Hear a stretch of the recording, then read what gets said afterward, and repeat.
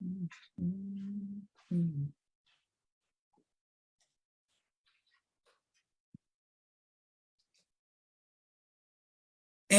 we are live. I want to thank everyone for tuning in to a very special edition of Off the Record on the People's Podcast. We have a great and incredible guest today with us who's going to give us some amazing information as well as inspiration, and that is none other than our brother all the way from Birmingham, Brother Amir Muhammad. Assalamu alaikum, sir. Well, alaikum salam, Brother Joshua. Yes, sir. And we are very humbled to have you take time out of your busy schedule today. And on behalf of myself, my family, and the viewing audience of the People's Podcast, we want to thank you for your sacrifices. Thank your family for their sacrifices. And we look forward to hearing from you today, sir. Thank you, beloved. And thank you on behalf of my family, my children, my extended family. We thank you for all that you do in reference to documenting the knowledge and wisdom that the believers in the Nation of Islam have compiled, and others, which is the intellectual property that we all could share. Thank you very much. Yes, sir. The honor is ours, sir. Please extend greetings to your beloved father and family too. Oh, done deal. Yes, sir. All right. Now, Brother Amir, the first question that we have for you is, when did you first hear the teachings of the Most Honorable Elijah Muhammad? I first heard the teachings of the Most Honorable Elijah Muhammad in 1990. Back then, everybody was wearing not everybody, but a lot of people was wearing the X hats and Malcolm X shirts. And I said to myself, I'm not going to put nothing on until I know who this person really is, you know. Yes, sir. So a brother that played football with me in high school was a football player at Georgia Tech. Sometime he'll come pick me up, and I'll go back to Atlanta with him. And one day we saw, it was at a bookstore, Hakeem's bookstore on MLK. And I ended up buying the book, the autobiography of Malcolm X, and also The Miseducation of the Negro by Carter G. Woodson. But prior to that, my brother, we was in Atlanta another time, and I was asking brother what we was doing that night. He said, I don't know. So he just started driving around. I got to tell the story because Atlanta means a lot to me.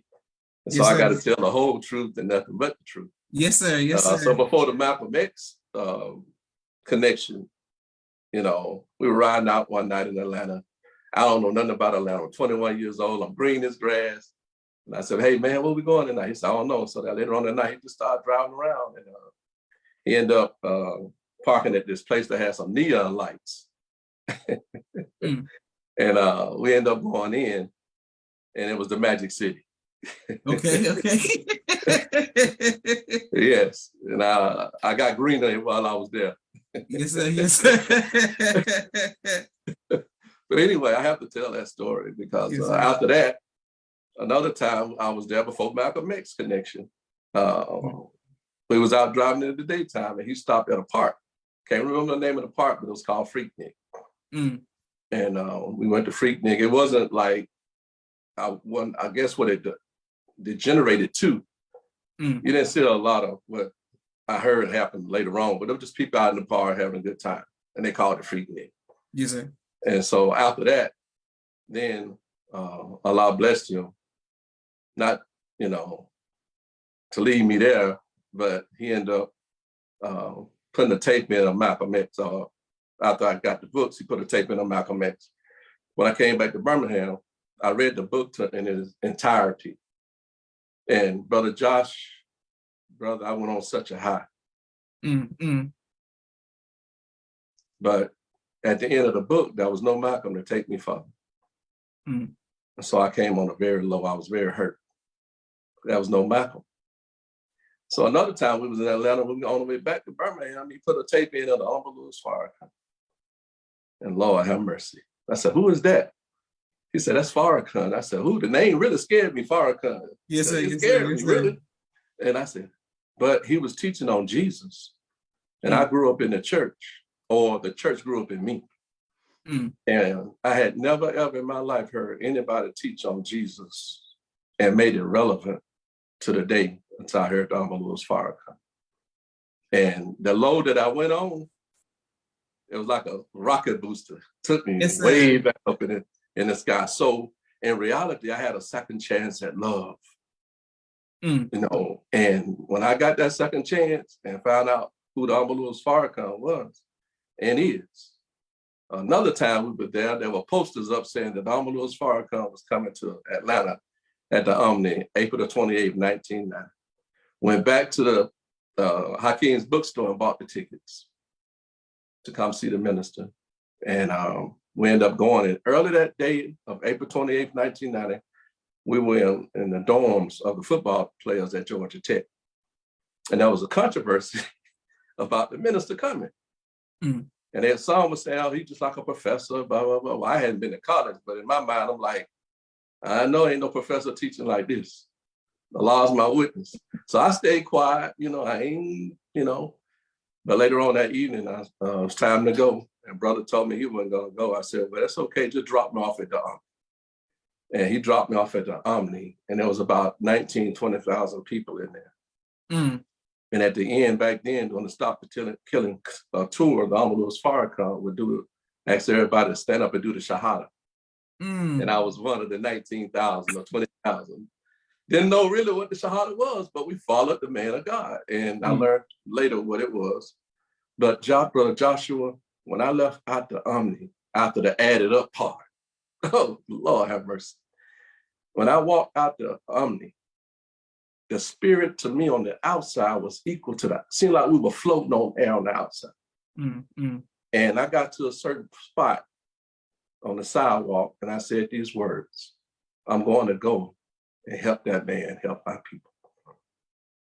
I wasn't talking to the minister, I was talking to God. That was Allah and myself, that was my covenant.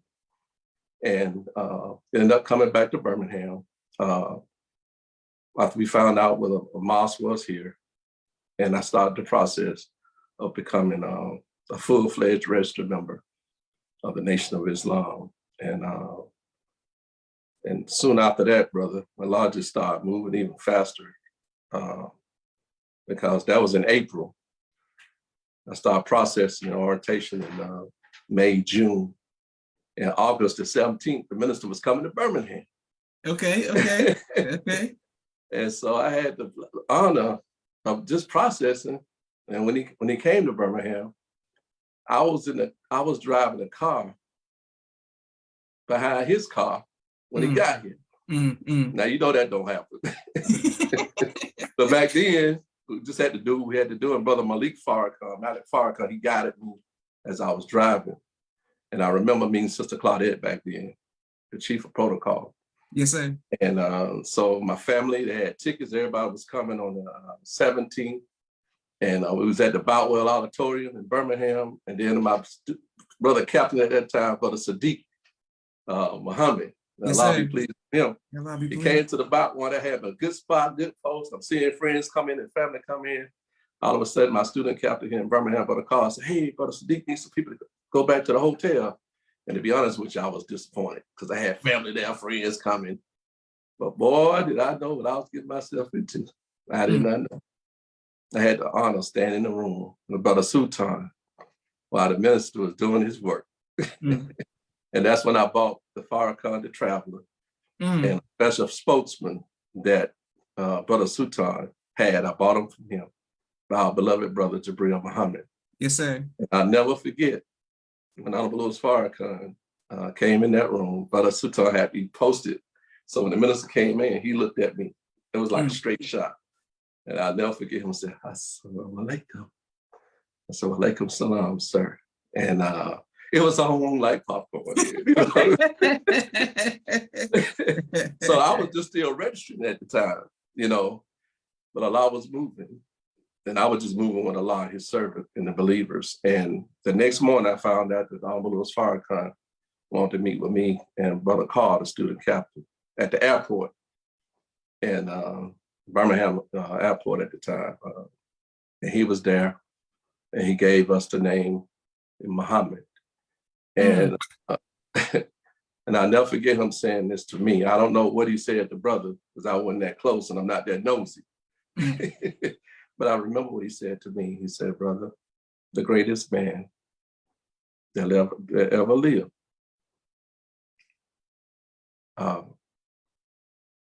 It's the most honorable Elijah Muhammad. And he didn't put that in past tense. And I say, yes, sir. Now, I have fallen in love with Brother Malcolm, and I have fallen in love with Amir Farrakhan. But what I love so much as I reflect back on that time with the minister, in that moment, he did not rob me of his teacher. He knew how I felt about him. I know he knew, but he did not leave it at that. He pointed me to his teacher, the Most Honorable Elijah Muhammad. And now, since I've learned more about the Most Honorable Elijah Muhammad, the Messiah, that made me fall in love even more with his servant, the Honorable Minister Louis Farrakhan. So that's part of my path. Yes, sir. Yes, sir. What an introduction it is. And Brother Amir, people showing you love all across the country and all around the world. Sister Maya Abdul Rahman, Mike Stanley Senior says, Assalamu alaikum. Sister Miriam says, Assalamu alaikum, family. Wa alaikum salam. Sister Naima. And thank you all to people who are watching on Facebook. Can't wait to put this on YouTube, Twitter, Instagram, and TikTok as well. Okay. So after the meeting with the Honorable Minister Louis Farrakhan, then what takes place in your life? Work. Hey, he was on the tour, Stop the Killing tour. So I was working a job at the post office. And back then, I would get off at 7:30 in the morning. We'd be hitting the road. And sometimes we came back. I went right back to work. And during that time, the minister, Brother William Muhammad, after a month or two doing all of that, he had to order me to get sleep. Because when no sleep for me, it was work. And so I eventually became a student captain. Okay. We didn't call it student captain back then, but that's all we were. Yes, sir. Yes, sir. Students. And so I'll never forget when we moved into another mosque building. A brother and I had got through cleaning it up. It was in terrible condition. We cleaned it up, and one day the brother said, hey, let's go down the street and talk to our family, our community. We was in West End. So a lot happened in West End, Atlanta, west side of Atlanta, but a lot happened in West Side Birmingham. So we ended up putting our suits on, going down the street. We ended up seeing two brothers. One was sitting on a bicycle and one was standing up. And then we were engaging and talking. One of the brothers pulled out a gun and he pointed directly at Brother Antonio, but I'm so close to him, it's pointing at me too. And so it was a stare down. But Antonio will remind you of Brother Collar. He didn't blink. And had a bald head just like him too. Yes, sir. But I'll say this, and I have to say this, my left leg started shaking. But in my mind, I said, if he shoot, I'm getting it. My left leg was shaking. Nobody knew it but me and Allah. And eventually, a brother that was sitting on the bicycle told his friend that had the gun, he said, brother, if you shoot either one of these brothers, you'll never be able to stand on this corner again. Now, I could have challenged him to see was that true or not. But the brother ended up, taking his weapon and he put it in his pocket. In the real world, it's supposed to have been over for him then. But we're saviors and we're redeemers.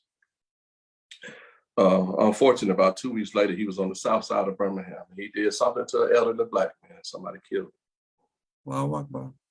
And that wasn't our desire because we had an opportunity. Yes, sir. But we was representing Honorable Louis Farrakhan. We were saviors.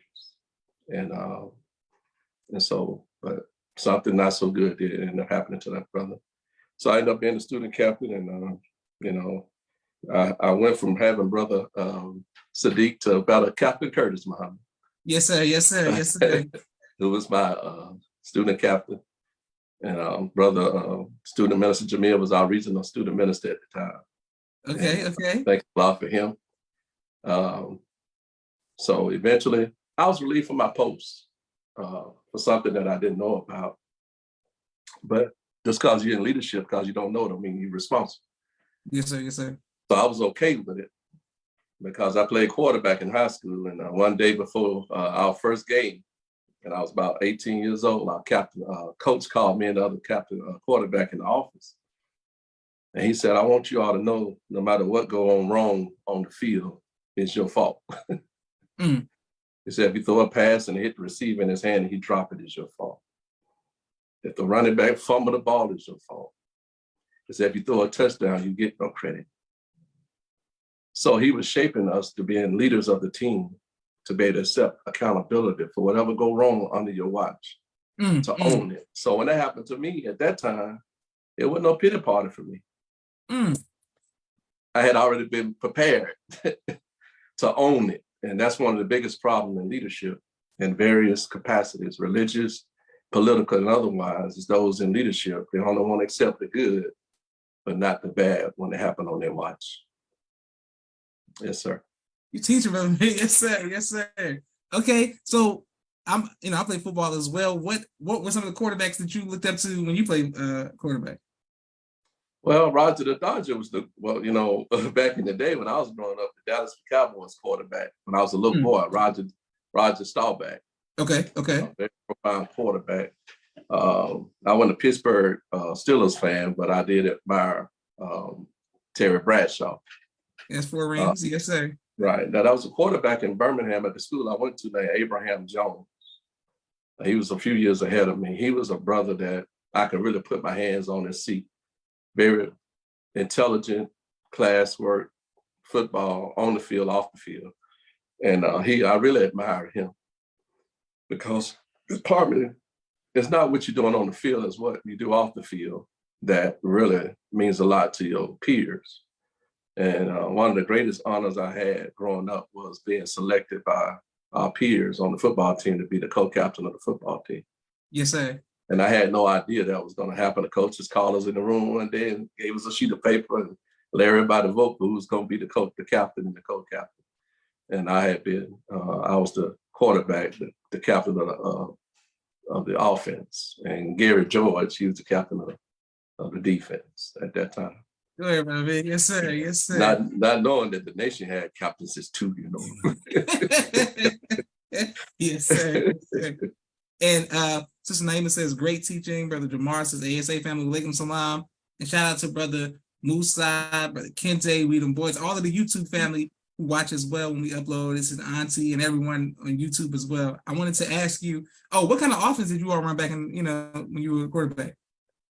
Well, we ran like the veer offense. Okay. Like the veer offense. It was a veer option. It was a veer option. I'm familiar.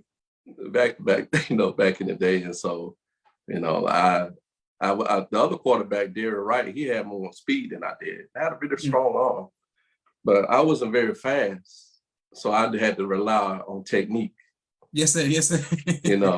And I get back in that pocket and I just come up in the pocket and let the lineman fold people out. And I just step up in because I couldn't run fast.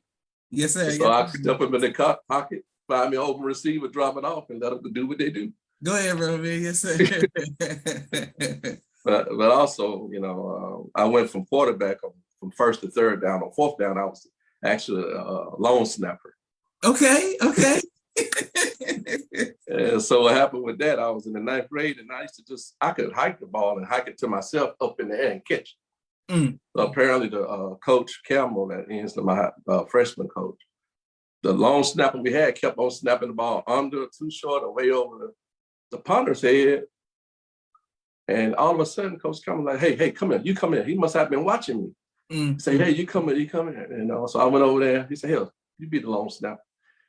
And so that's when I ended up going from quarterback to long snapper my senior year in particular on the team. So I thought I had an opportunity to get the defense back. If I snapped the ball and get on down, I could crush somebody. Yes, sir. Yes, sir. Yeah. Beautiful.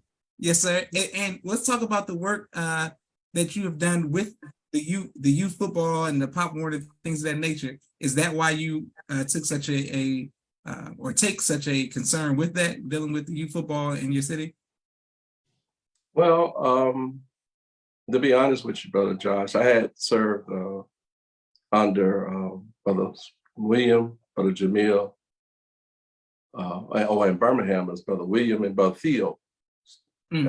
So I had served in the captaincy post because when I was leaving my post, to be honest, I said I'm not going to serve in that capacity again. I did say that. I'm just being transparent, And but Allah said, okay.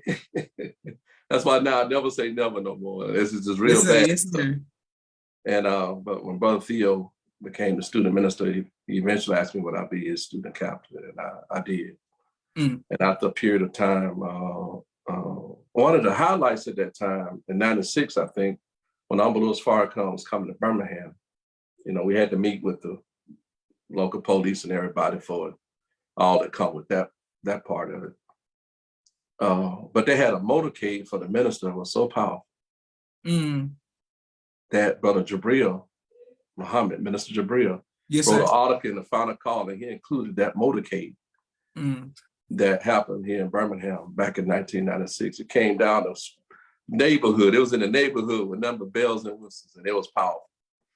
And but eventually, beloved, working with the youth was in my mind. That was my passion, particularly young Black males. So eventually, I resigned from the post as student captain because I knew it was time for me to do that part. Because really, in honesty, I did not want the knowledge that I gained in the nation under these great men, such as your father, and Brother Sadiq, and Brother Curtis, and others, and Brother Jack, Brother Wali, and people like that, Brother Melvin, the account executives, all them back in the day. Yes, sir. Yes, sir. I did not want that knowledge to go in the grave if Allah called me home. So I started Supreme Leadership Youth Academy. Go ahead. Allah gave me the name Supreme Leadership Youth Academy, and our slogan is preparing our youth for global affairs. And our training components consist of leadership development, manhood training, conflict resolution, computer, and financial literacy. This was almost 20 years ago.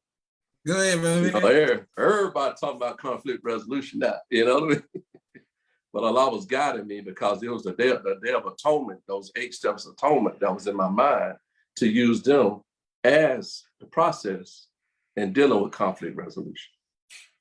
And that's what I did with the young people once we set it up. Eventually, Allah gave me the idea of taking the youth to Africa.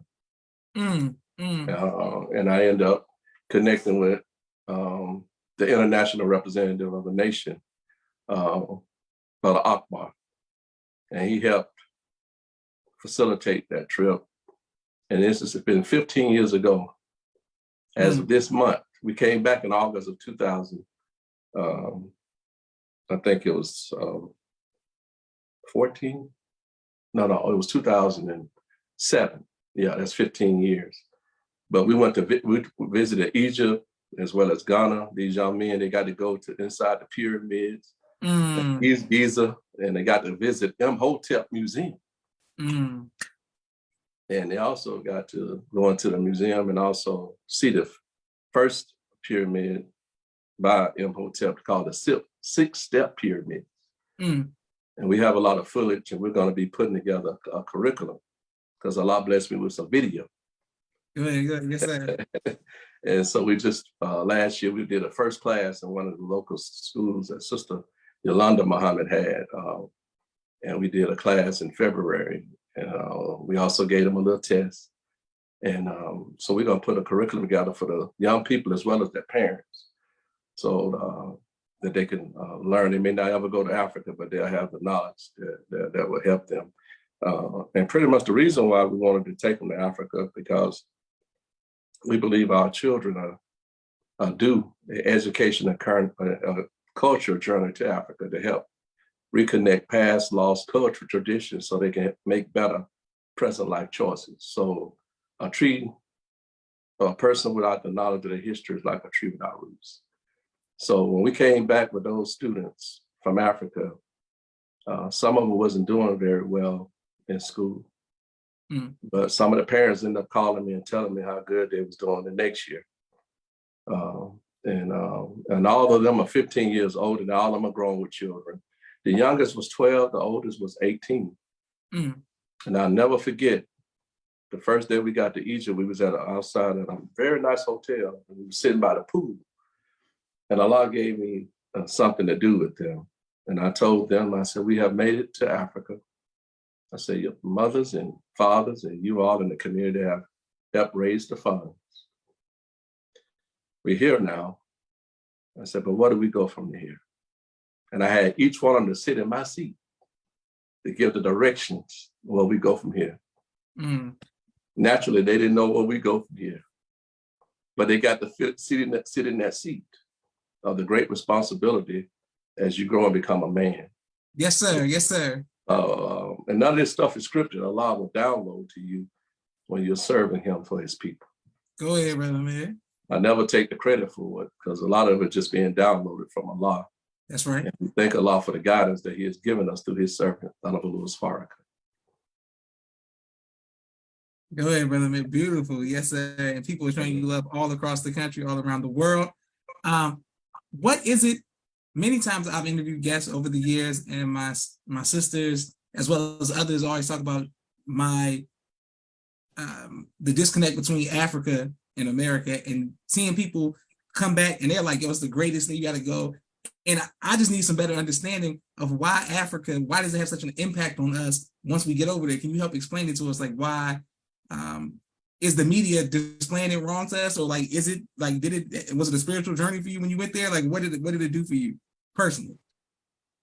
Oh, of course, it was a highly spiritual journey, because once we went to Ghana and visited dungeons, some say slave dungeons, but they were not slave dungeons because they were free.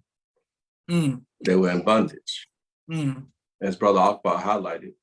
But it was only made slaves when they got here. But once you go to that inside those dungeons, and it's very dark, and we were warned that sometimes when sisters have been inside the dungeons, they'll begin to wail because their mind go all the way back to that point when other women and they begin to experience what they experienced.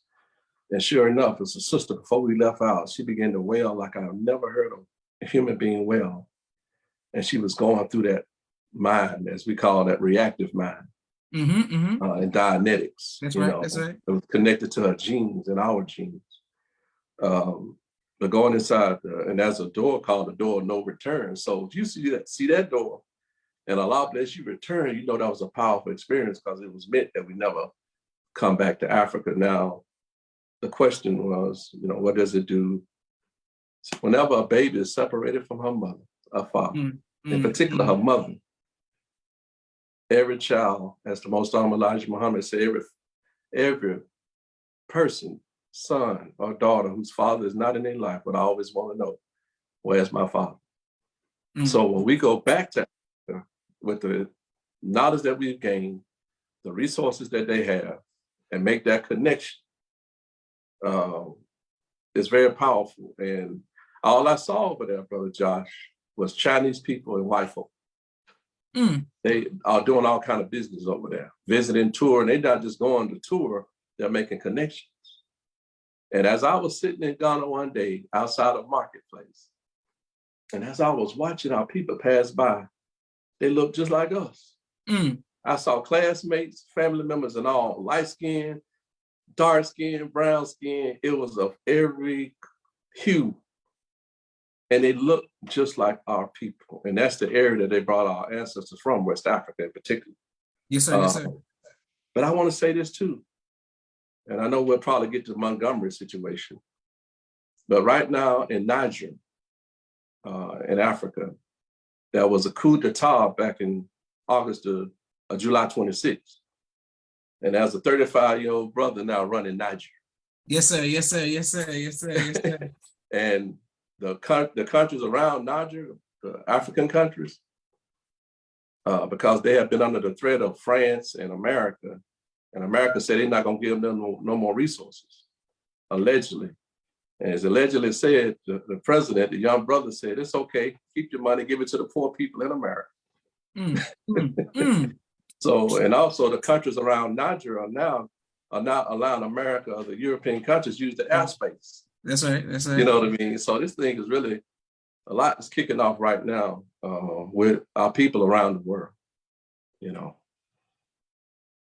Beautiful. Yes, sir. Now I want to stay right there. When you said the incident in Montgomery, let's go right there then, right now. Well, last week in Montgomery, there was an incident. I don't think too many people heard about it yet. But yeah, I know a lot of people around the world heard about the situation with the brothers and sisters who were on the riverboat that cruises the Alabama River. Yes, sir. Yes, sir. Yes, sir. It's a 2-hour tour.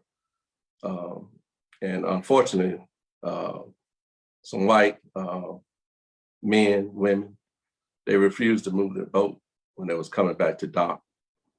And eventually, the captain of the boat. That's right, the captain. Captain of the boat. Captain said, now this is military now. People don't understand this is military. The captain of the boat sent the co-captain, the brother.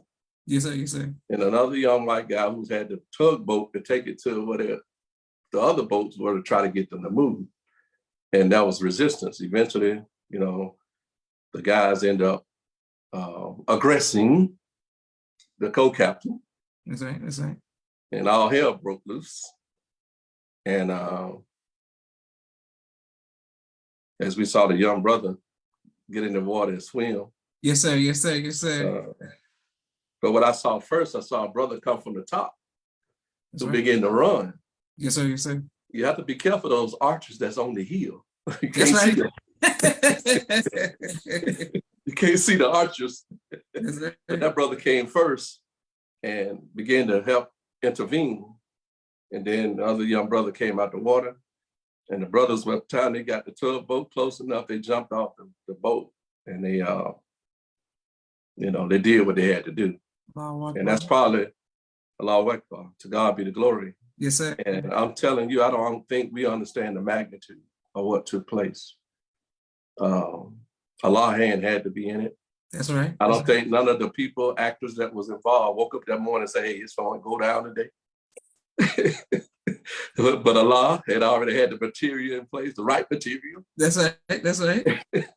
And then he came in the person of our brothers and sisters. That's right.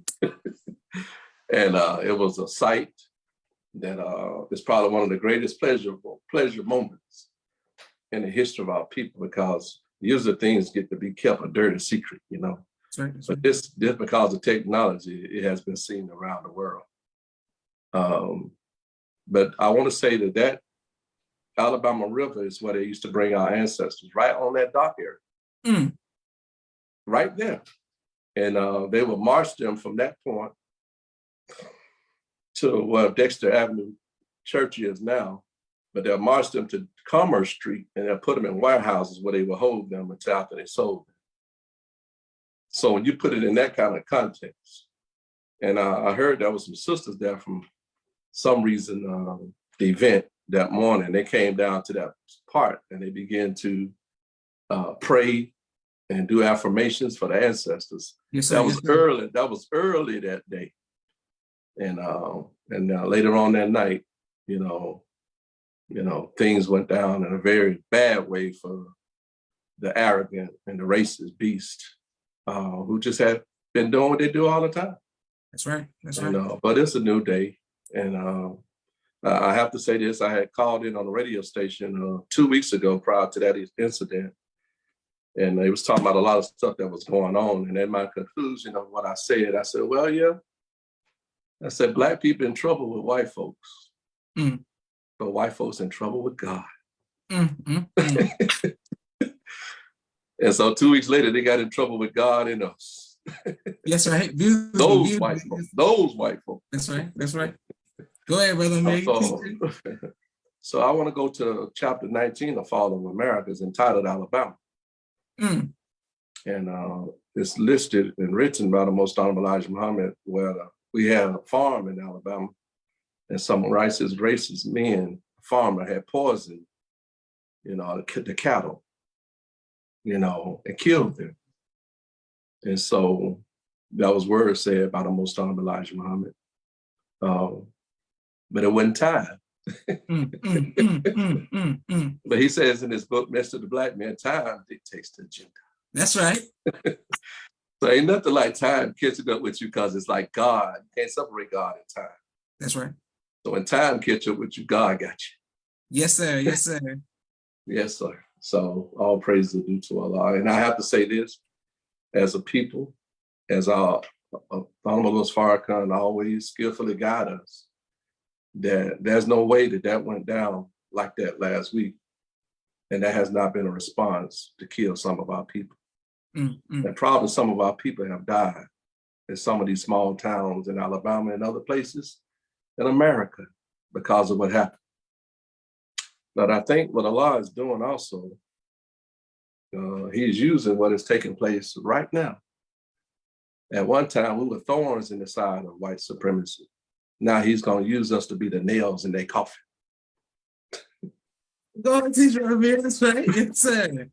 So if we must die for standing up for what is right and true, Allah blessed me to survive that weapon in 1990 when I was a baby in the nation. Yes, sir. Yes, sir. I'm 33 years a little older now. And so we go from being believers to knowing God for ourselves. That's right. That's right. And we be careful with the influence Allah blesses us with and help guide our people. Because, like I said, there's no way it went down without a response. But there's been some unusual weather since last week in Alabama. There's been some unusual thunderstorms and lightning in Alabama. And there was 19 cows killed 2 days ago because lightning struck the tree and they was under the tree. You see that? 19 cows. That's right. That's right. I'm with you. I'm with you. So Allah is doing what he do. Yes, sir. Yes, sir. We don't have to be afraid. We just got to be under the guidance of Amir Farrakhan and do and go where he say go and stay away from where he say stay from. Yes, sir. Yes, sir. Beautiful. Yes, sir. Now, Brother Amir, were you just quoting the 19th? I mean, were you going to read it or you just mentioned in the 19th chapter of Fall of America? I'm just referring to it. Oh, you just referring to it. Okay, yes, sir. I was prepared. I was like, all right, we're about to go there. Okay, yes, sir. All right. Hey, go get my book. No, I'm just joking. Our sister Karen Jones says 16-year-old swim with the ancestors. Yes. Naima says, yes, sir. Karen Jones says, we feel good in 334. Preach and nails in the coffin of white supremacy. Boom. Absolutely. Brother, that sister right there, Brother Joshua, that's Sister Karen. That's Sister Sojourner Truth, Harriet Tubman, Rosa Parks, Khadija Farrakhan. Oh, that's Sister Karen right there. And she loved the Honorable Farrakhan. She's an activist. I'm talking about for real, for real. Yes, sir. Yes, sir. We talked yesterday, and Allah bless us to pray with her. She's down in Montgomery, but she's a powerful woman. Yes, sir. Yes, sir. And she loved the nation. And whenever she go by the Southern Poverty Law Center, she always asks them, when y'all gonna take the minister and the nation off that list you got them on? You know what I mean? Yes, sir. Yes, sir. Yes, sir. Yeah, so that's Sister Karen. Thank you. I had to acknowledge her. Yes, sir. Beautiful. And also, man, now that you gave us some context to where we came, the shores, and exactly, everything you broke down about the boat incident, it just means so much more. And like the Jewish people, we say never again. So all praises due to Allah. So that's a beautiful thing. Never again. Never again. Yes, sir. All right. I wanted to ask you about the Million Man March, the climate leading up to it, and how did it personally impact you? Well, during that time, I flew up to, I wasn't in a position at the time, but I flew up to Jacob Javison. Okay. And the minister spoke there. I think that's in Manhattan. And eventually, I think it was at the Armory. Eventually, he called for a Million Man March, So it ain't that I doubted the minister. I didn't never doubt him. We just went to work. And there was a lot of work led by Brother Student Minister Theo Muhammad here in Birmingham. We had a Million Man March headquarters. And it was a beachhead right downtown, Black part of Birmingham.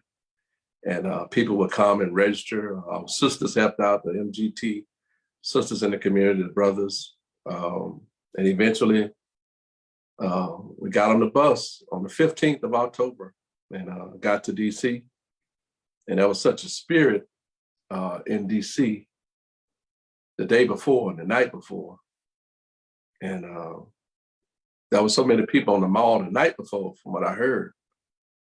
But then we slept in the bus that night, and we got up that morning, got dressed, and we headed to the mall. Mm. And brother, I was probably with a suit and bow tie on. I was probably halfway on the mall. I mean, and I couldn't see all the way to the stage that way, but they had the jumbotron. But I'll never forget, around 11 o'clock, I started looking back, and it's just as many people that was that way. It was that many brothers looking back behind me. And the beauty of it, you could step on a brother's toes back then, and they'll tell you, I'm sorry. They're sorry. So the love and the spirit of the Million Man March and those 8 steps of atonement that Amir Farrakhan gave us, by way of brother Reverend James Luther Bevel. Yes, sir. Yes, sir. A part of the SCLC and the Civil Rights Movement.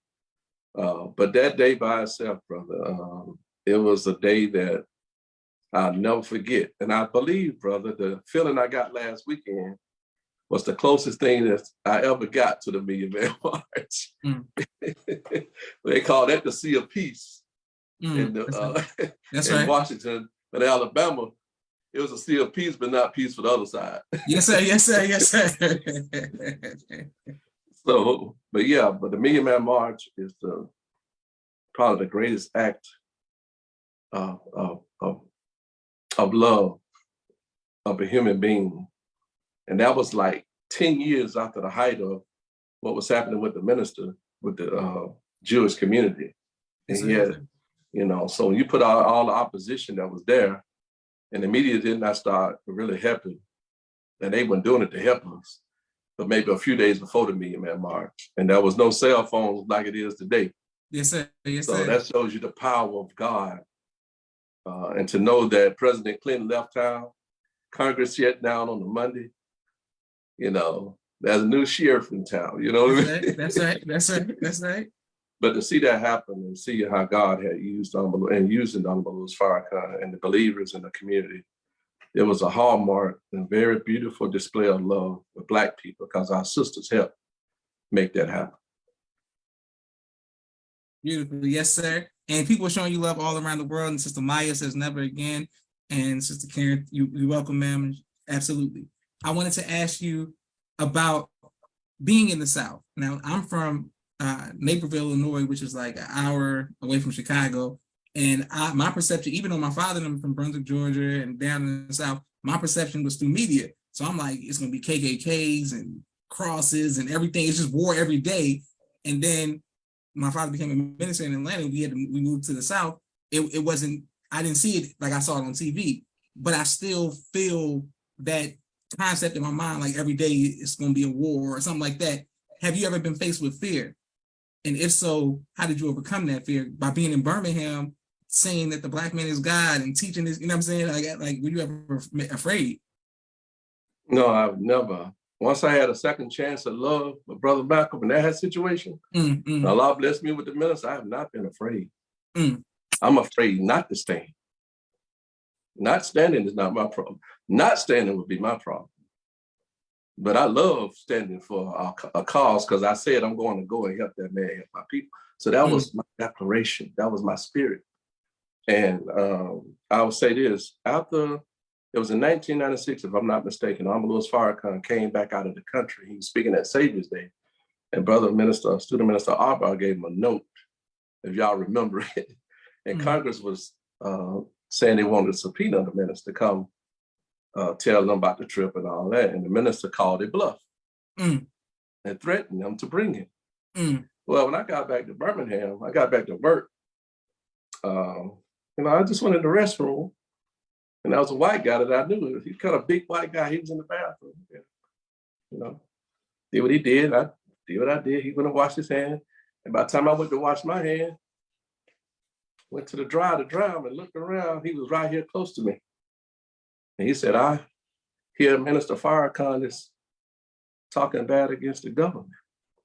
And Brother Josh, we were just like that. He got just like that. And I said these words by Allah's permission.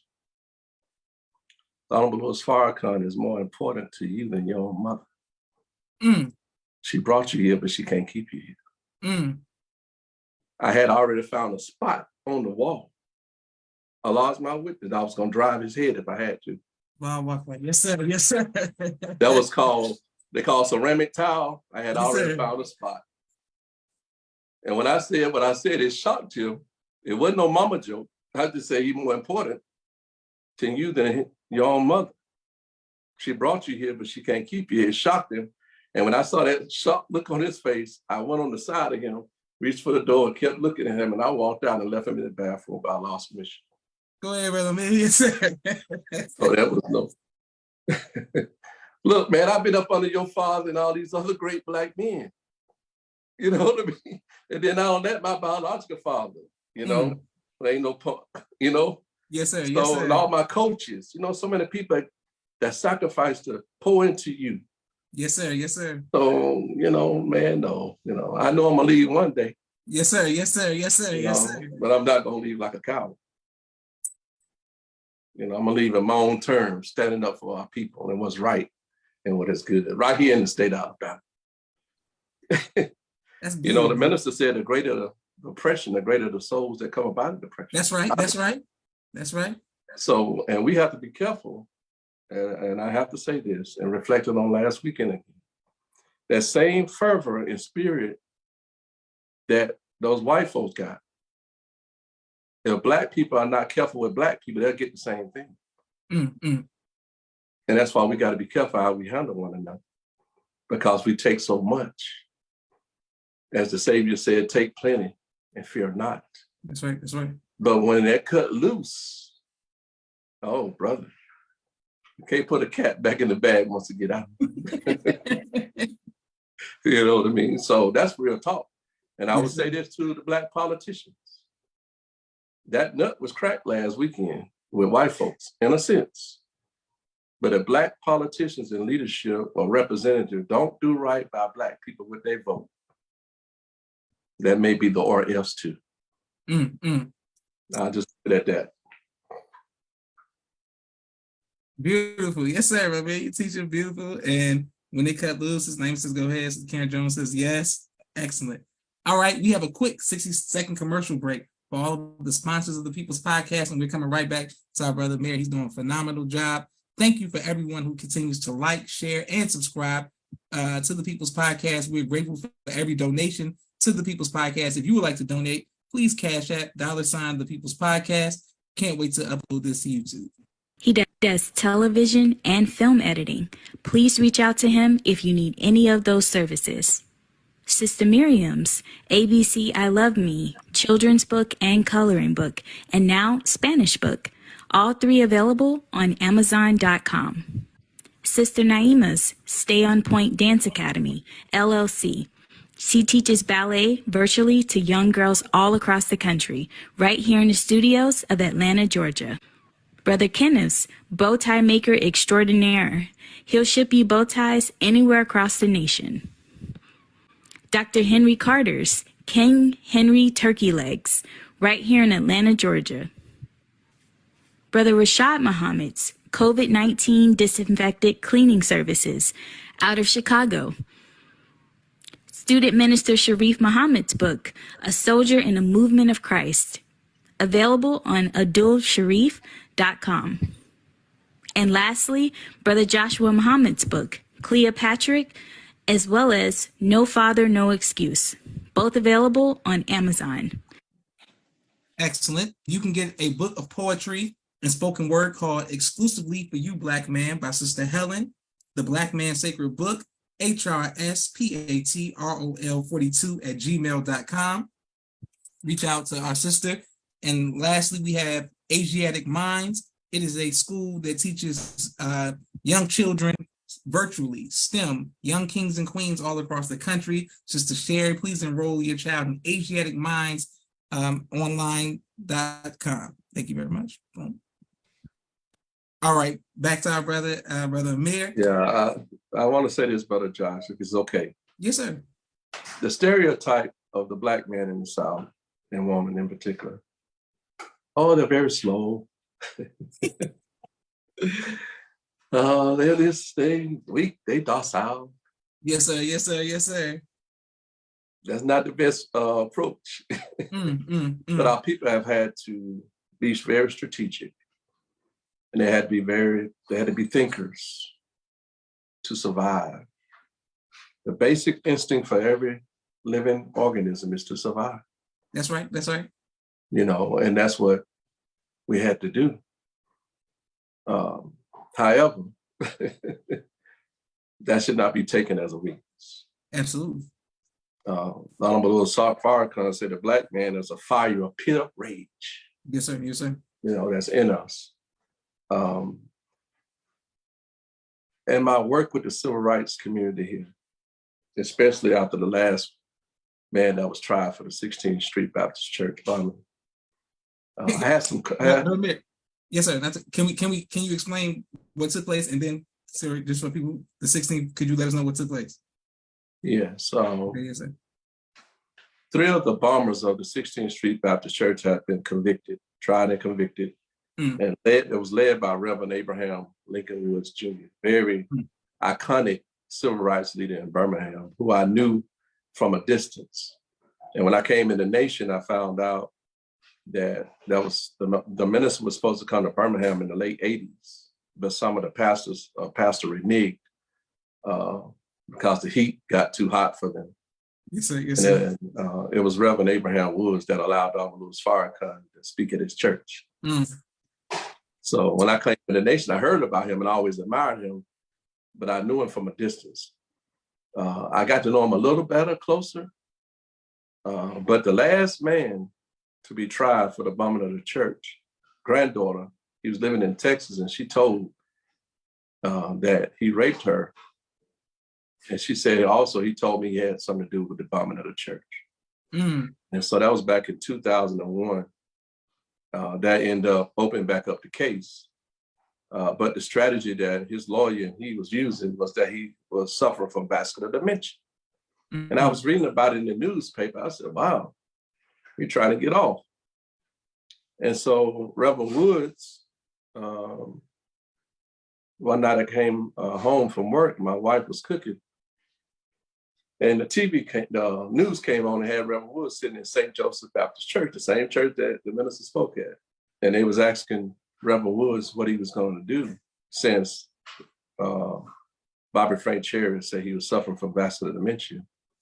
And Reverend Woods said these words as I was listening. He said, well, I think I'll call Reverend Jackson and Reverend Shopton, and I think I'll call Minister Farrakhan.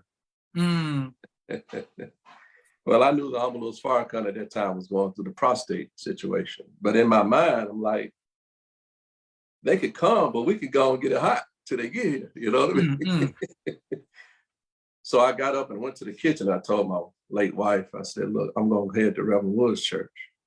So I drove over to Reverend Woods Church and I went inside and he looked at me. He said, come on in. I said, Reverend, I want you to know we're going to help you.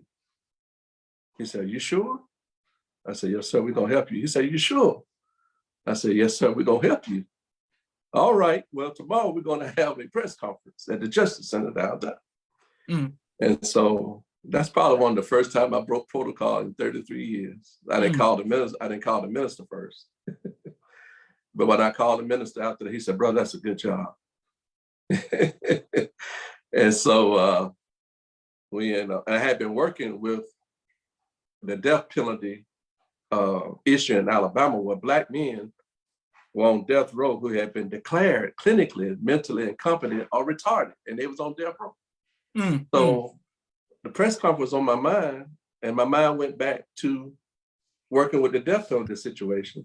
And I called a sister I used to work with, and I told her, I said, look, I got the papers, but I don't know where they at, but I need those because Reverend Woods is having a press conference tomorrow.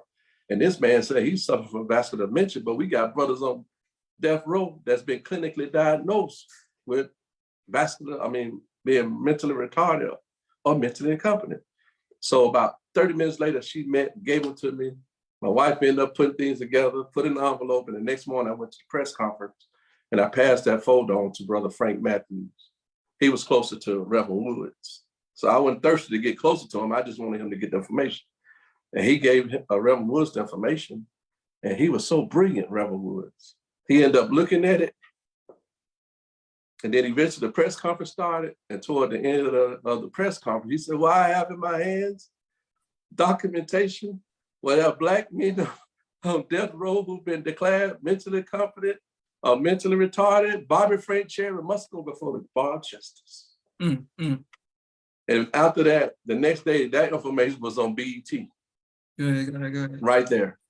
And so Reverend Woods faced many death threats during that time. So I ended up providing personal security for him and also assisting him and others assisting him. At that time, 15 organizations had to come together, including the nation, to make sure they tried this man for the murder of the 4 little girls. And they ended up happening. But we had to raise money. We had to have mass meetings. We had to have a lot of things to go take place to make sure that happened. And the day that he was found, well, when they sent him to, eventually they sent him to Taylor Hardin Prison in Tuscaloosa, a psych test that he had to take. And when the white psychiatrist came back to court, the attorneys questioned her about his mental state. And they asked her, how did he do? She said, well, when he did not know, when he knew we were testing him, he didn't do good. But when he did not know we was testing him, he did very good. So what she meant was, when I can ask you a question, that's subjective. But they were watching him when he was on lunch and he was walking around the track real fast and doing other things without being questioned. And that didn't equate to being died or having vascular dementia.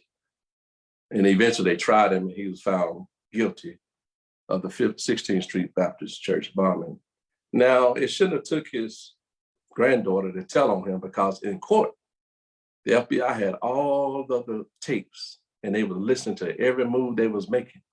And they really knew he was about to, those clans were about to do what they was gonna do. So if it took 40 years for them to try this man for such a horrific act, and one of the charges that they connected Bobby Frank Cherry with was it was a charge of universal malice. I'll never forget it, meaning when they stuck those bombs under the church, they didn't know if one person would die or everybody in the church was gonna die.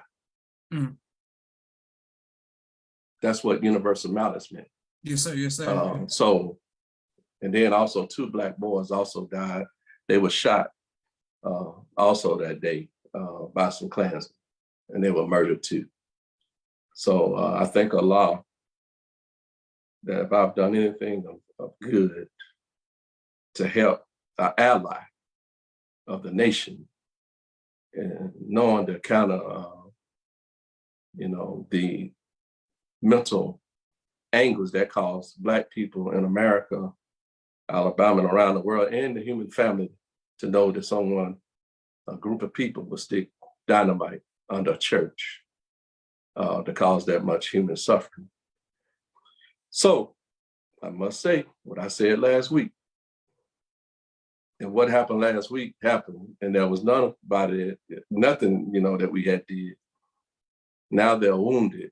We got to be very careful. As the scriptures say, watch as well as pray. That's right.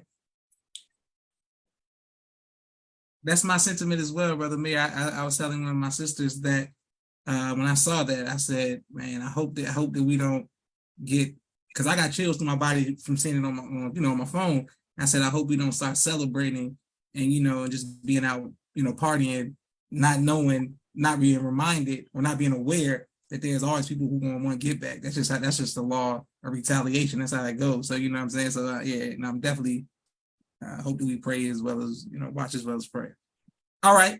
My uncle says, Assalamu alaikum salam. He says, Minister Jamil says, good to see his brother. Praise be to Allah. Yes, sir. Now I wanted to ask you, sir, about the movie that's coming out on Tubi. or his album too? Oh yes, brother. That was something I never had a desire to be in a movie. But a associate of mine, Brother Walton Johnson, was really a friend. I think it was early last year in 2020. I had dropped my children off at school. And, in my mind, brother, I just wanted some pancakes, to be honest with you. I know it was early in the morning, but it was on my mind. The children were in school. I take pride in taking care of my children.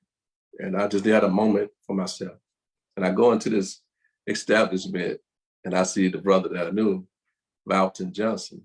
And he was sitting where he was sitting, and I spoke to him, and I went and sat in my seat because I think people need their privacy. It's better to be asked up and down. That's right. That's right. So I just went and ordered my food and sat down, and eventually they brought me my food. Later on, he got ready to leave, but he came over to my table. He said, "Oh, brother, I'm getting ready to leave. Good to see you." I said, "Brother, it's good to see you too." And he took a step like he was leaving, but he pivoted and came right. He said, "Brother, you want to be on a movie?"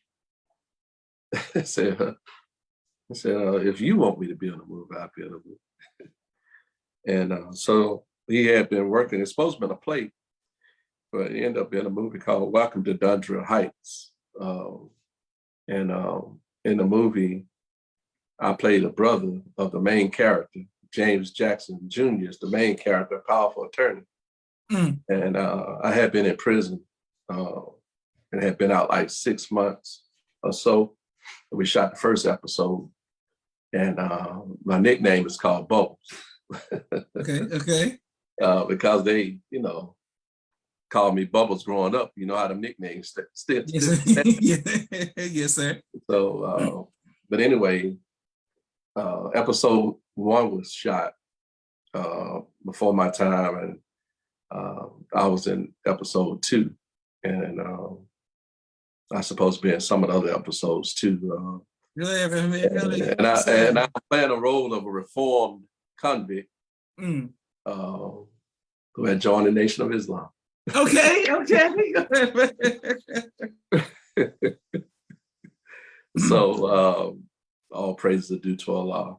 Yes, sir. And what's the name of it? I want to make sure we all support our brother on Tubi, and you said Paramount TV as well. There's Tubi and Amazon Prime. Amazon Prime. Okay, yes, sir. I think Real TV or something like that. But it's Welcome to Dundra Heights. Welcome to Dundra Heights. Okay. And I must say this, the backstory of my role, I'll say this. I had been in prison. It's not shown in the movie, but the backstory, I had been in prison for a rape charge. And some of my brothers in the nation, a few of my confidants, when they first heard that, I said, "No, brother, you're too clean. You can't, play that kind of role." I said, "No, it's not going to be seen in the movie at all, depicted like that." I said, "I'm all out. I'm reformed." So about 3 weeks ago, Brother Walton asked me to go speak to a youth film camp at a church. And after I spoke, I opened up for question and answers. And so one of the brothers, young brother, teenage brother, was in the room. He said, I had told him I had been in prison, but I didn't tell him why. So Allah had him to ask me the question, why he was in prison. And so I told him, that it was a rape charge. And with the young ladies and girls in there, Allah used that as a teachable moment. And at the end of my talk with them, I had every boy in that room to stand up and pledge that they'll never hit a woman or rape a woman or girl. So Allah allowed that role, to be used in such a way. And it's on film. As soon as I get a clip, we're going to put it out there. Yes, sir. Yes, sir. It wasn't in the movie. It was in a very powerful setting because I didn't know that question was coming. But I gave them the truth, about it and how evil it is, and how it should not ever happen as far as putting your hand on a woman, raping a woman or a girl. So I thank Allah for allowing that to be where it was, because that young man and those young men might have never, ever heard a man tell them something like that. And the girls may not ever saw it taught like that too. That was in that room, So when your intention's good, Allah make it good. Yes, sir. Yes, sir. Yes, sir. Yes, sir. Beautiful. Wonderful. And thank you everyone who's watching all around the world. I wanted to ask you about your breast cancer awareness. And I saw the clip that you texted me earlier, and it's very moving. But what can we do and what should we know about breast cancer awareness and about caregiving? Well, unfortunately, 1 out of every 7 women in America is being diagnosed with breast cancer. There are other kind of cancers too. But breast cancer is it's a scourge. Black women are dying more than white women. And it's being said because of they finding out later, they don't have the resources. But my wife found out kind of early, and we had great insurance, you know. So, but I think Black women are not getting the proper care also. We have to be very careful who we put our life in when we're going through anything, especially the hour that we're in now. Yes, sir. Yes, sir. But breast cancer is affecting a lot of our women and the children. Because when mom is not here, that affects these children. It affects them when their mother is going through things. But when my wife was diagnosed in January of 2012, after the doctor told her, I think it was February, 2012, the doctor told her the diagnosis. And I asked the doctor, you know, can I have a moment with my wife? And she said, sure. And she walked out, and I began to hold Sister Nasira's hands, and I began to pray with her. And eventually the doctor comes back in, began to tell us the path. And then she said this. After I said, what can I do to help? She said, well, Minnie, after her surgery, she won't be able to do a lot. I said, I understand. She said, but many men leave their wives after they're diagnosed. And I'm telling you, that was a blow to me as well. To imagine that happening to someone who was going through, a wife in particular. And eventually, my wife will go to some camps and stuff. She met women whose husbands had left them. I knew that would not be my lot, but that is a serious issue. And being a caregiver, I just saw her being a husband. And she was a gift from Allah. She had been the mother of my children. Yes, sir. Yes, sir. I mean, it wasn't nothing for me to be there for her. Now, she became my ministry, because ministry means to serve. That's right. So I thank Allah forever for her, because even the way she handled that, she was an incredible, incredible woman of God. I never heard her say, why me? I got this husband, I got these babies, 5-year-old, 11-year-old, 13, 16. Nothing snuck up on her. She would tell me things before the doctor would. You know what I mean? She was ahead of a lot of things. And, you know, but one thing she told me one night, we was in the bed and she was on the iPad, and she said, Tracy, I said, yes. She said, you're my angel. And I said, huh? She said, Allah made you my angel. Mm. And then she said, I'm not saying that just because of what you do for me. I'm saying that because I know what you do for others. And I said, thank you. I'm going to try to live up to what you're saying. But that was so important as I look back and reflect. But when a woman knows your ins and your outs, your ups and your downs, your good and not so good, and she's in a battle like that, and she attach an angel to you. Ha! You know, I'm eternally grateful.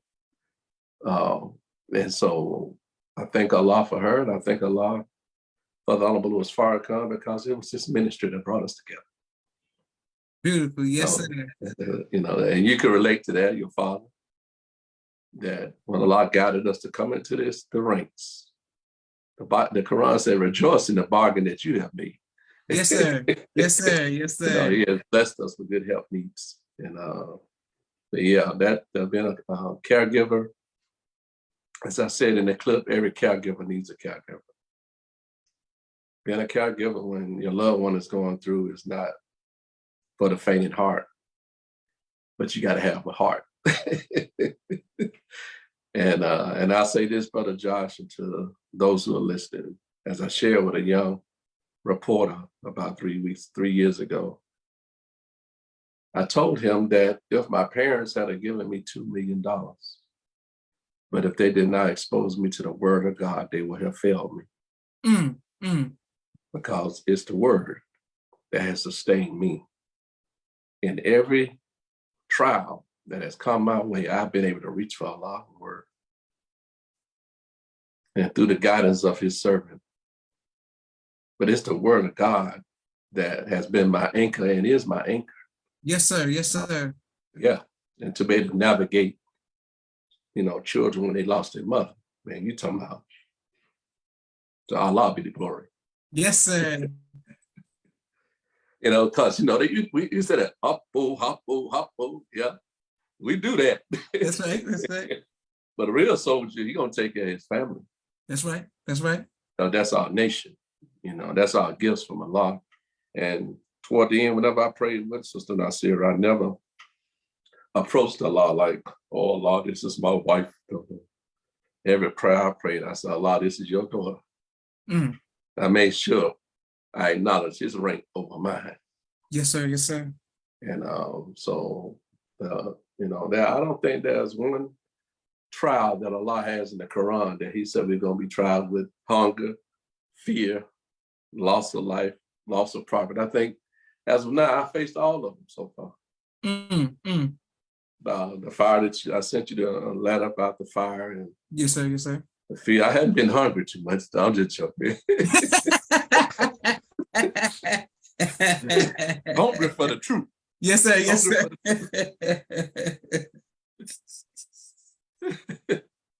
Yes, sir. Beautiful. And people showing you love all around the world, and we're sending positive energy to you and your family. Sister Naima says, all praise to Allah. Sister Maya says, thank you, Black man, our dear brother. You are a soldier. May Allah be pleased with our sisters. It's beautiful. And Sister Jamil says, our brother has been a hardworking believer for a long time. Good to see him still solid and still punching. Beautiful. What has been the greatest joy in your life, Brother Amir? Well, the greatest joy is becoming a student of the most honorable Elijah Muhammad, the leadership of the Honorable Min Farrakhan. That has brought me so much joy, because in that, and peace, in that I have been able to extend that joy and peace to other people.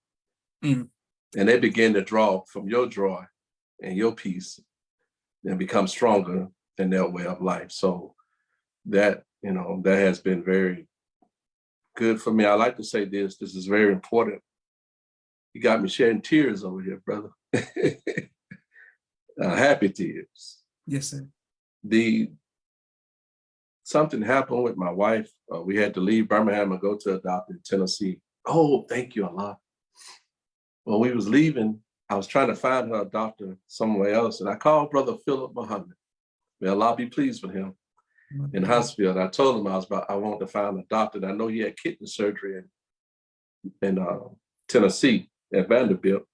And the day I called him and told him what we was trying to do, he said, brother, guess what? I said, what? He said, I'm headed to Vanderbilt right now for follow. So when he got to Vanderbilt, he ended up getting with his doctor. And his doctor recommended a doctor in Tennessee, another part of Tennessee. And I took my wife to her. And the last question Sister Nasira asked the doctor, very nice Caucasian woman, very nice, good spirit. My wife asked her, Doctor, what do you think about turmeric? She said, oh, that's good. This is an oncologist now. She never hesitated. Yes, sir. I'm on my post listening. And the doctor never batted her eye. She said, oh, that's good. So unfortunately, at that time, my wife she had been approved for some promising clinical trials, but the side effects of her treatment had effect on her esophagus.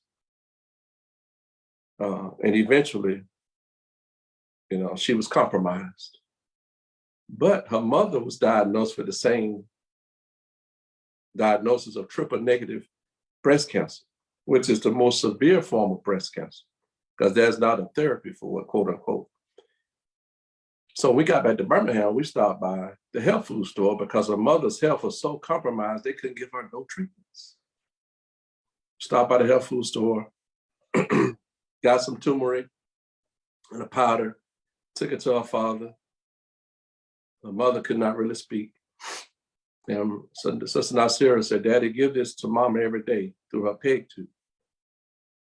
And he said, okay. So Sister Nasira transitioned June 11th, 2015. About a month later, her father called me and said, son, I got to take my wife to the doctor. Will you go with me? I said, yes, sir. So I went with my mother and father-in-law, and the doctors didn't do nothing. They just looked at her. And because they couldn't give her anything. Came back home. About 2 months later, he called me and said he's going to take his wife for another follow-up.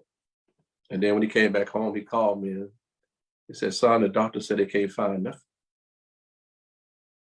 I said, uh-huh. Uh-huh. So I know now turmeric is a natural chemotherapy. And that was in 15 or 16.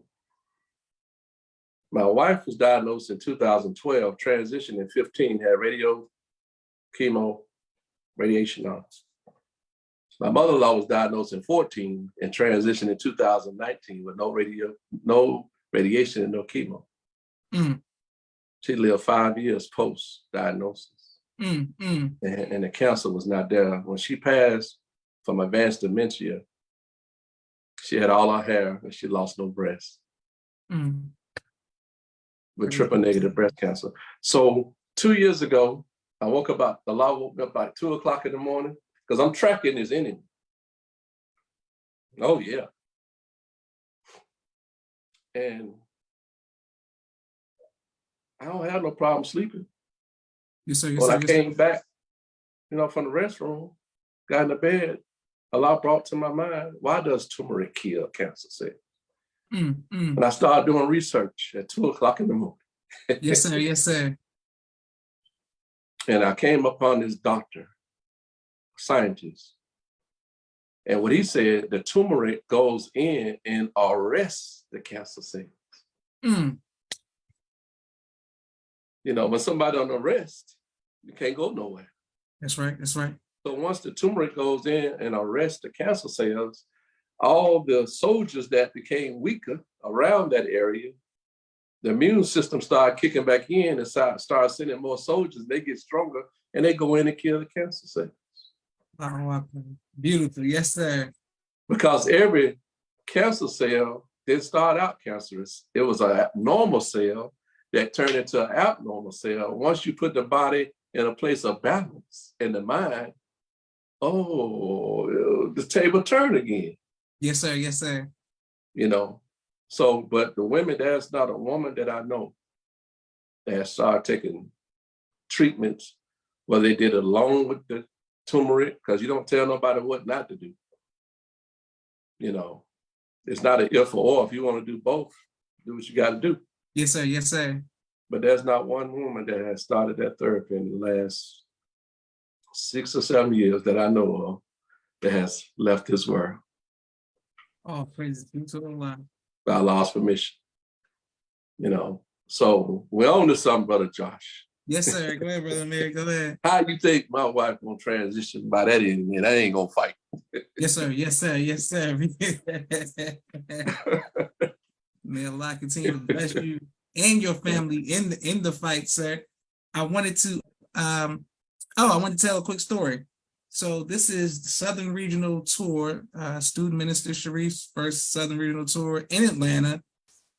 Myself, along with a brother named Zacharias, were the only brothers holding posts with him at that time. He was the youth minister and I was the DI, and we're traveling. Once again, this was like my biggest fear ever, was going Confederate flags, Alabama, Mississippi, all of this. And we coming down, holding post, and man, we was just grinding, but financially we was tight. We was tight. Yeah, yes, sir. We went to like 16 cities, 17 cities, and you know, at that time it was no more business as usual. Ministry banging on everything, and we was traveling, and people was everybody was going back and forth, but me and Zach was right there with them. And we went to Birmingham, and apparently we must have lost so much weight from being starving on that tour that it was brother Amir who saw me and brother Zach holding posts. And after, I don't even know if you remember this, but after everybody was like getting relieved, you said, brothers, I just wanted to give y'all something. And you shook our hands, and you put some money in my hand, and you put some money in brother Zach's hand. And man, I'm not a crier, you know what I'm saying? But if I was a crier, I would have cried, because we that tour, that was the most gruesome tour that we had ever. I mean, it was backwoods, 18 hours, 20, we was going. And the fact that you gave us that money, man, we ate good that day. We, after Brother Amir put that money in our hand, we said, boy, we about to get something to eat for sure. Because we was just eating, you know, fast food and stuff, you know. But after that, I think we ate very well. Probably got some chanterelles when we came back to Atlanta at that time. But I just wanted to thank you very much, Brother Amir, for always being kind to me, my family, the believers. But I never forget that handshake and that money we needed so to eat. Well, let me tell you what I'll never forget, okay? I'll never forget the Savings Day, the drill team from Atlanta, and you were the DI. Yes, sir. And you ended up taking on that blindfold role. Yes, sir. Yes, sir. Yes, sir. And as I said to you and to our beloved family, you know, when Brother Josh and I talked, I think last week. Yes, sir. We didn't set this up because what happened in Montgomery. This was set up before Montgomery. That's right. That's right. That's right. By lost permission. But I told Brother Josh that what I saw and what he did and they did back then really was actually how Brother Jabril led the Honorable Louis Farrakhan, and how the Honorable Louis Farrakhan has led us out of blindness into life. That was a very powerful demonstration.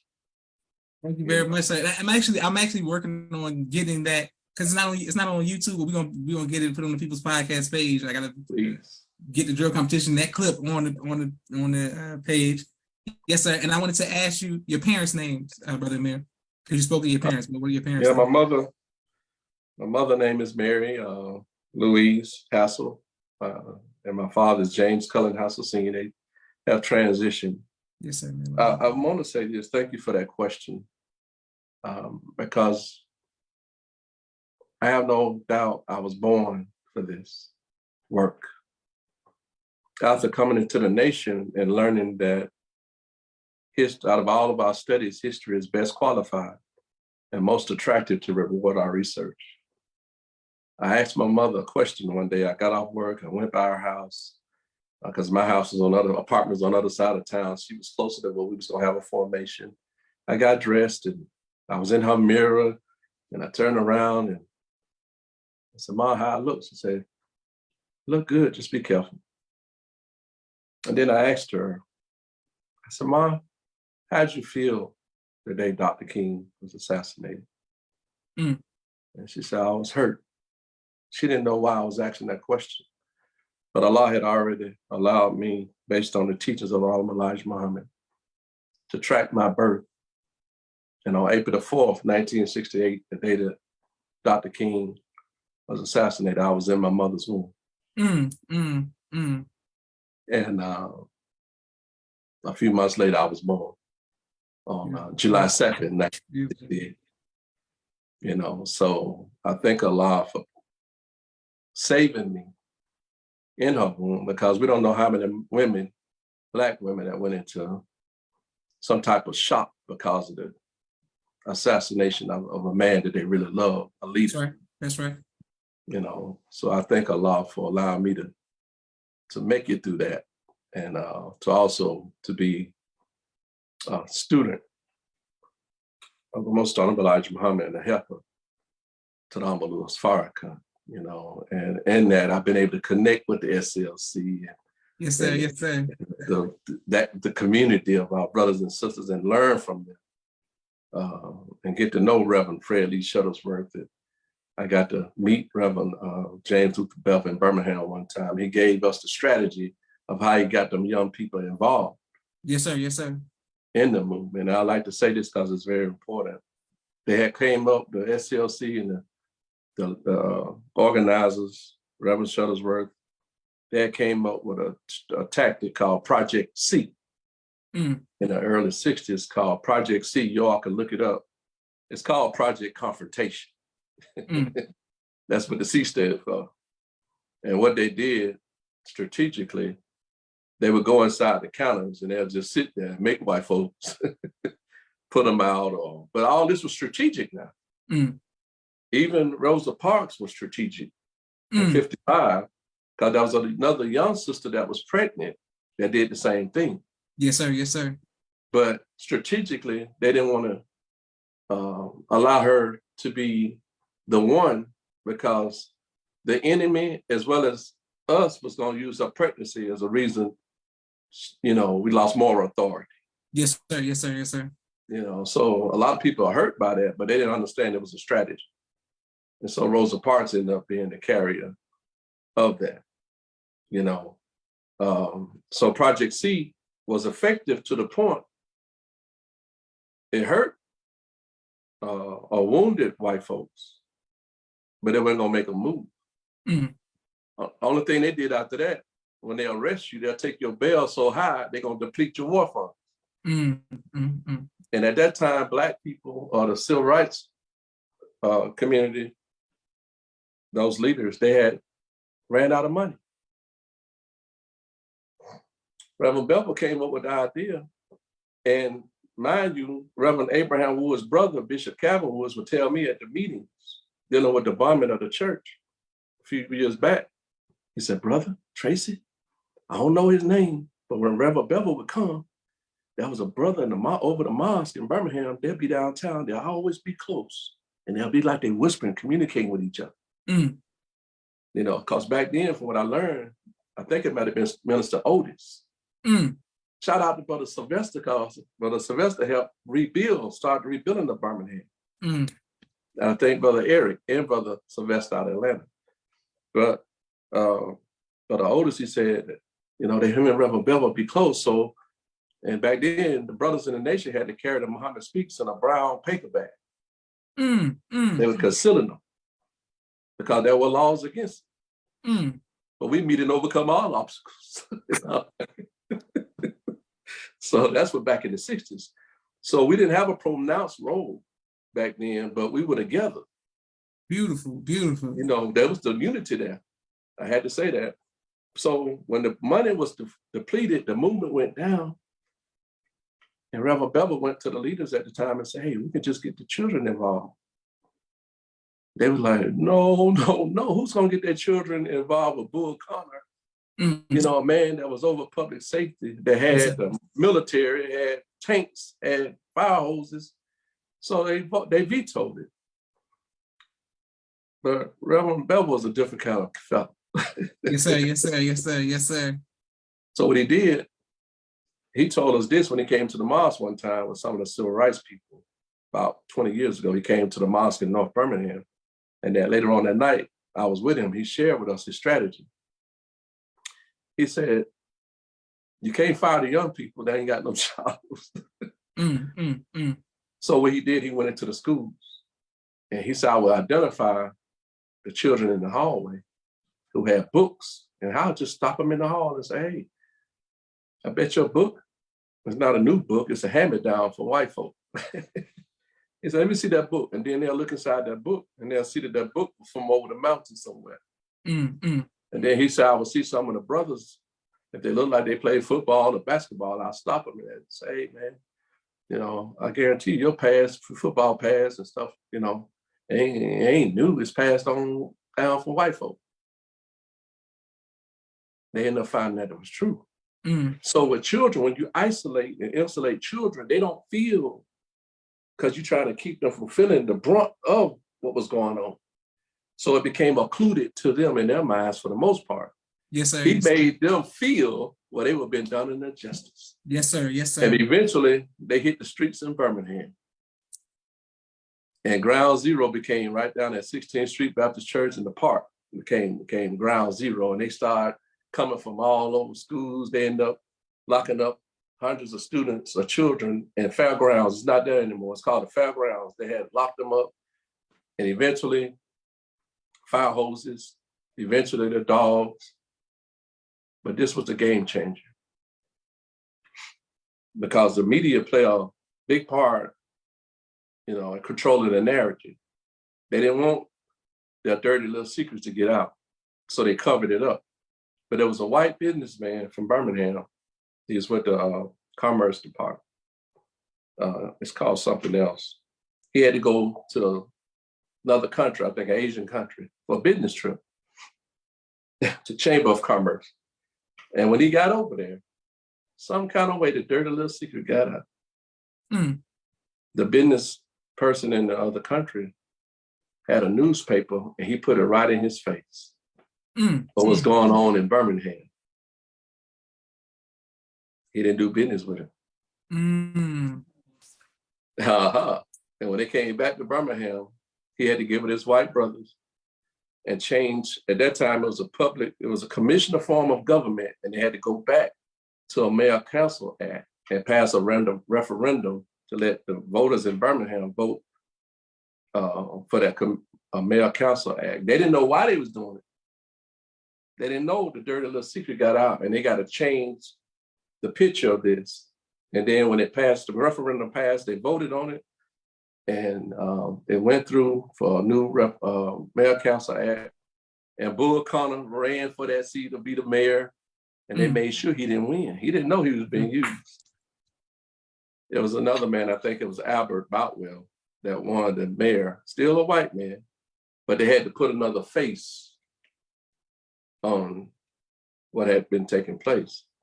And that was in the 60s, but things didn't change really in Birmingham, quote unquote, until 1979. Okay. There was a sister in North Birmingham that was at a store, and she was killed by a white police officer. And Birmingham turned into Montgomery in 1979. It was a rebellion. They called it a riot, but the people went off.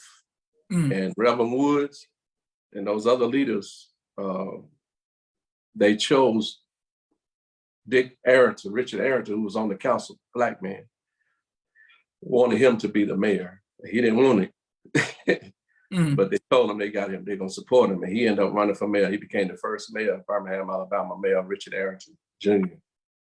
And in 1990, when I came in the nation, when the minister came to the Boutwell, on the 17th of August, that evening, early that day, he met with the mayor, Richard Arrington, at City Hall here in Birmingham. Of course, the mayor didn't come openly in the public, but he did a good job because he helped make sure the minister got a safe passage while he was here. That was good enough for us. All praise is due to Allah. Praise be to Allah. Yes, sir. Yes, sir. Yes, sir. Beautiful. And man, Brother Amir, I look forward to seeing you in person, inshallah, because I'm learning so much. This is the most we've ever spoken before. Yeah, I'm learning so much history. We're learning so much history. And man, about Birmingham in the South. Yes, sir. I wanted to ask you, what type of music do you listen to, Brother Amir? Well, I love hip hop, R&B, jazz, gospel, soul, little country. Yes, sir. Yes, sir. Yes, sir. I love music, so of course I love the violin concerto with Honorable Louis Farrakhan.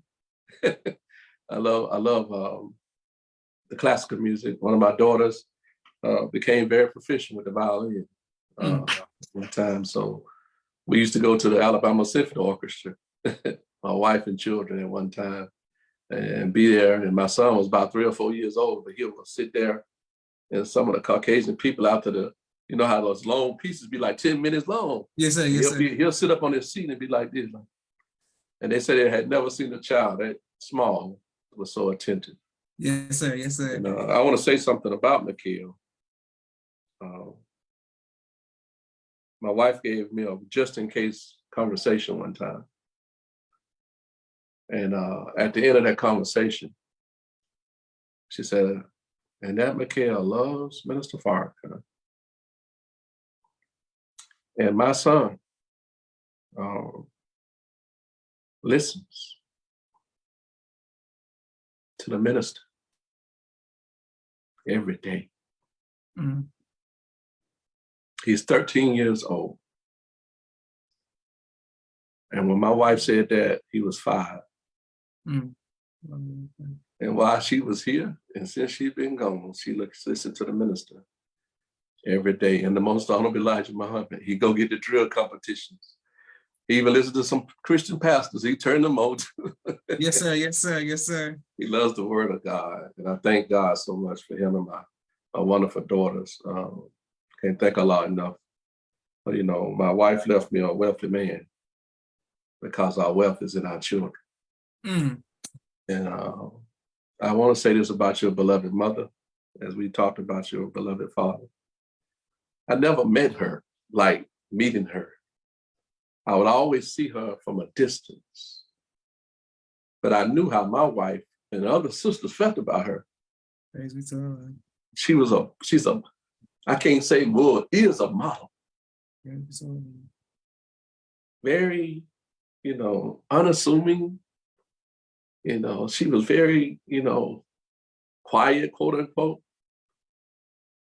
But she had what was necessary, and she had the influence.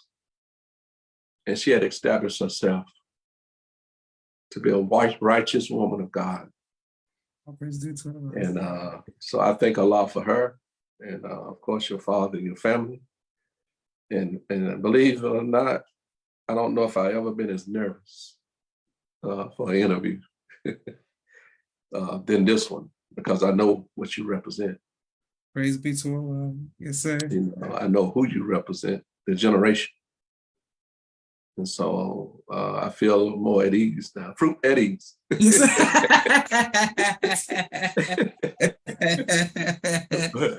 yes, sir. And I want to make sure, Brother Amir, that our families stay connected. So I want, you know, my sisters and, you know, our families to meet your children and our brother and Brother Mikhail, and we want to bring them, interview them as well. You know what I'm saying? Yeah. All your children and the family, and we see each other in person. We in the South, we should run into each other more than we do. Yes. Yes, sir. I look forward to. I would love that. I would love that. Yes, sir. And I want to thank the student regional captain, Oliver. Yes, sir. I ain't gonna fail that test. No, just joking. I mentioned the rest of those beautiful brothers, Sadiq and Curtis, and our brother Oliver, who has such a beautiful, beautiful spirit.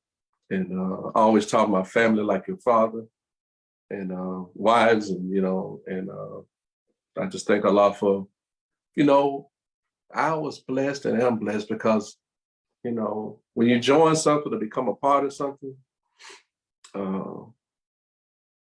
but then you put in the best of care.